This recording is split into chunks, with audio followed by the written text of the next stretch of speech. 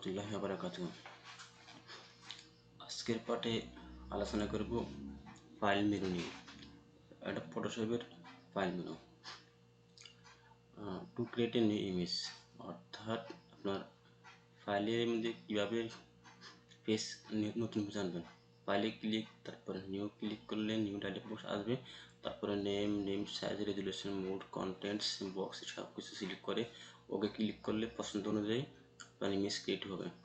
তো কিবোর্ড থেকে control N press করলে নিউ ডায়লগ বক্স আসবে। যেমন এখানে ফটোশপ আছে। এখন আমি যদি একটা এই যে ফাইল মেনু কাজ আছে, এটা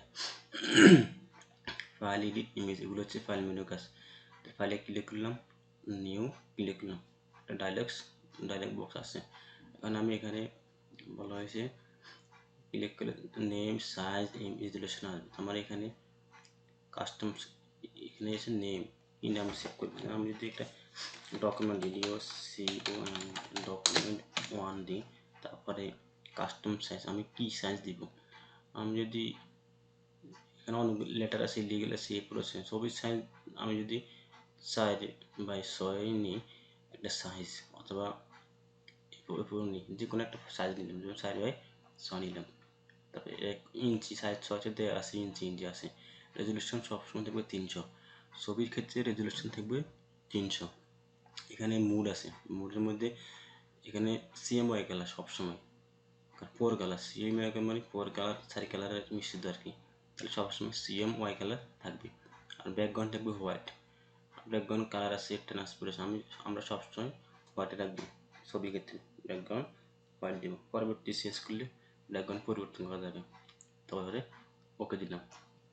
এই হচ্ছে একটা ছবির ফাইল, যে কোনো একটা ডকুমেন্ট, ছবির ফাইল আর কি। ফাইল ক্লিক করলে এখানে একটা ফাইল ক্লিক হয়ে যাবে। তারপর হচ্ছে টু ওপেন ইমেজ পিকচার, একই ফাইলে ক্লিক করতে হবে, ওপেনে ক্লিক করতে হবে, তারপর সেম ডায়লগ বক্স আসবে। যেমন ফাইলে ক্লিক, ওপেনে ক্লিক। আমি এখানে একটা ফেস, যে কোনো একটা ছবি নিলাম, যেমন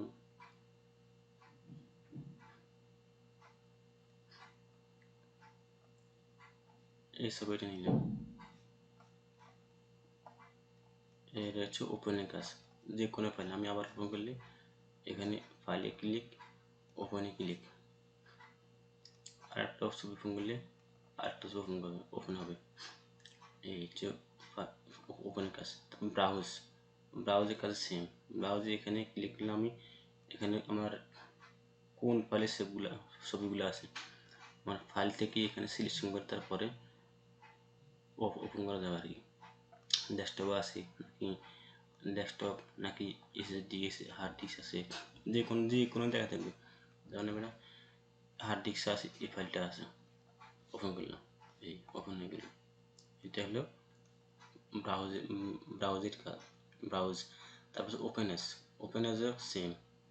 ওপেনেজের কাজ হচ্ছে আপনার, আমার ফাইল যদি বিভিন্ন ফাইলে সেভ করা থাকে, অর্থাৎ PSD ফাইলে আছে, যেমন এখানে অনেকগুলো প্রোগ্রাম আছে, ফাইল নেম আর কি। ফাইল ওপেনারের ক্ষেত্রে আমরা যে ফাইলে সেভ করবো সেই ক্ষেত্রে, যেমন PSD আছে, BMPL আছে, EPSL DX আছে, প্রিভিউ TFF আছে, JPG আছে, PDF আছে। আমি যে কোনো ফাইল ওপেন করতে চাই এখান থেকে দেখে ওপেন করতে পারবো। আমার এখানে PSD কোনো ফাইল আছে কিনা আমি দেখতে পারি, PSD কোনো ফাইল আছে কিনা। আমার এখানে PDF ফাইল একটা আছে, PDF আছে, কিন্তু PSD ফাইল এখানে একটা আছে, ওপেন করলাম, এখানে PSD ফাইল, অর্থাৎ পিছনে ব্যাকগ্রাউন্ড নাই, কিন্তু আমার এখানে কিন্তু ব্যাকগ্রাউন্ড শো করে পিছনে, এখানে কিন্তু পিছনে ব্যাকগ্রাউন্ড শো করে। ঠিক আছে, এগুলো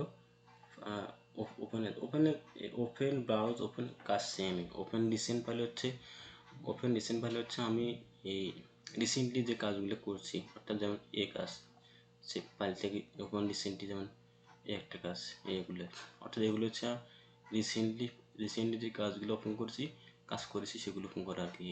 এগুলো হচ্ছে রিসেন্টলি ফাইল ওপেন রিসেন্টের কাজ আর কি। তারপর হচ্ছে আপনার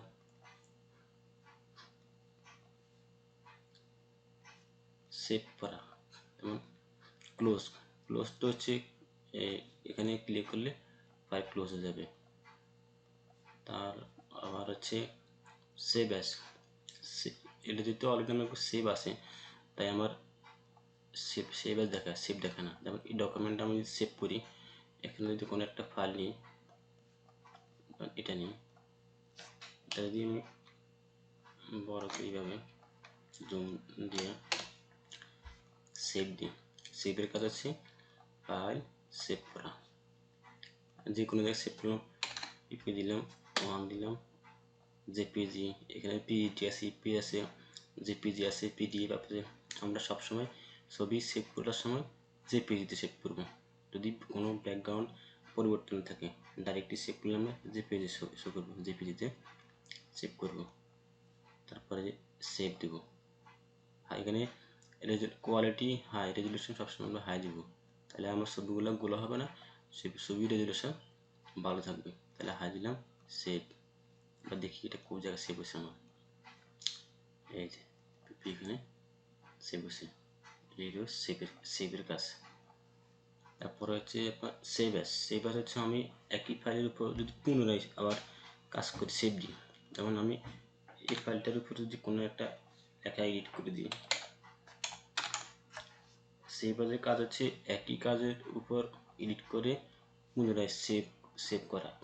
তার দ্বিতীয়বার সেভের কাজ হচ্ছে, আমি এটা এখানে দিলাম, তারপরে সেভ অ্যাজ। সেভ হচ্ছে এখন আরেকটা ফাইল ওপেন হবে, আরেকটা ফাইল সেভ হবে জেপিজিতে। তাহলে আমার ছবি কিন্তু আগেরটাও আছে, এখন এটাও হয়েছে। যেমন এই হচ্ছে আমার প্রথম ফাইল, ডাইরেক্ট পিক, তারপরে সে এ হলো সেকেন্ড ফাইল, এখানে নাম দিয়ে অ্যাড করা আছে। তাহলে বুঝেছেন আশা করি। এই যে সেভের কাছে ডাইরেক্ট সেভ করা, সেভ হচ্ছে একই ফাইলের উপর পুনরায় কাজ করে তাকে সেভ করা। Save for web, save for web হচ্ছে আমরা যদি কোনো ফাইল ওয়েবসাইটের জন্য সেভ করি, যেমন আমি এই ফাইলটা যদি আমি ওয়েবের জন্য সেভ করি, ওয়েব ফাইলে কিন্তু কয়েকটা ক্যাটাগরি আছে। যেমন তারা একটা নির্দিষ্ট একটা এরিয়া দেয় সেভ ফর ওয়েব, যে জিপ ফাইল আর কি, পিএনজি ফাইল। পিএনজি করার জন্য এটা যে ডাইরেক্ট এই যে এখানে ওয়েবে কিন্তু আইকন আছে, এই যে নিচে এই যে ওয়েবের আইকন দেখা যায়, দেখছেন? এখানে এই যে পিএনজি মোড আছে, জিপ আছে, জিপ অনেকগুলো প্রোগ্রাম আছে। এই যে দেখছেন জিপিগুলো, এই জিপ হাই, জেপিজি লো, জেপিজি মিডিয়াম, পিএনজি। আমরা সবসময় যে কোনো ফাইল দিই, যদি ওয়েব ফাইলের জন্য জিপ ফাইল সেভ করে জিপ ফাইল হবে। পিএনজি জেপিজি করলে জেপিজি হাই, জেপিজি লো করলে লো দিব, জেপিজি মিডিয়াম করলে মিডিয়াম দিব, পিএনজি দিলে পিএনজি দিলাম। আমি যেমন পিএনজি দিলাম, ছবি দিলাম, তারপরে এখানে সেভ দিলাম। তারপরে আমি এই ছবিগুলো সেভ করবো কোথায়, ডেস্কটপে।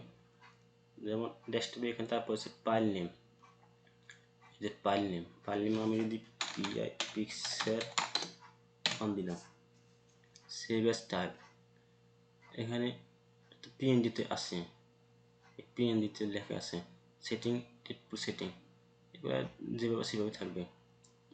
স্লাইস, অল স্লাইস, তারপরে সেভ দিব।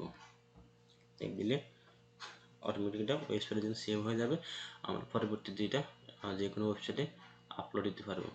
যেমন ডেস্কটপে পিকচার, এখানে ছবির মধ্যে ক্লিক করলে কিন্তু আপনার দেখেন প্রপার্টি ক্লিক করলে এই লেখা আছে টাইপ পিএনজি ফাইল। আর আমার আগে যেগুলো সেভ করলাম এগুলো হচ্ছে প্রপার্টি ক্লিক করলে এগুলো আছে জেপিজি, এখানে জেপিজি লেখা আছে, দেখছেন? এটা হচ্ছে জেপিজি প্রপার্টি, এই প্রপার্টি, এই যে জেপিজি। তাহলে এটা হচ্ছে পিএনজি। পরের যেটা সেভ করলাম ওয়েবের জন্য, তা হচ্ছে পিএনজি ফাইল, এই যে পিএনজি। দেখছেন এটা পিএনজি, এটা কিন্তু এখানে ওপেন হবে না। পিএনজি যে কোনো ফাইল ওপেন দিই, এই যে ওপেন পিএনজি,